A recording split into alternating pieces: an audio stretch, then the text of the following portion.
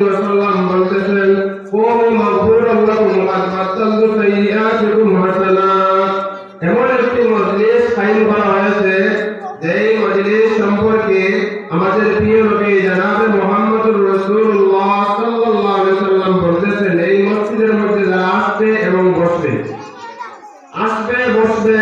আর দিনের আলোচনা শুনবে তাদের সম্পর্কে বলতেছেন দাওয়ার সময় যেই সময় আলোচনা শুনিয়া যাইব দাওয়ার সময় মসজিদ থেকে দাওয়ার সময় এক বড় ফেরেশতার বাহিনী এই মজলিসের মধ্যে উপস্থিত হয়ে যাবেন বলে সুবহানাল্লাহ।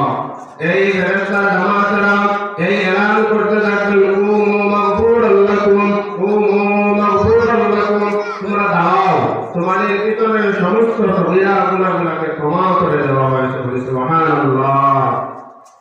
শুধু সগীরা গুনাহ ক্ষমা করে দিয়ে শেষ নয়, কুমু মাগফুরান লাকুম قد بدلت سيئاتكم حسنات।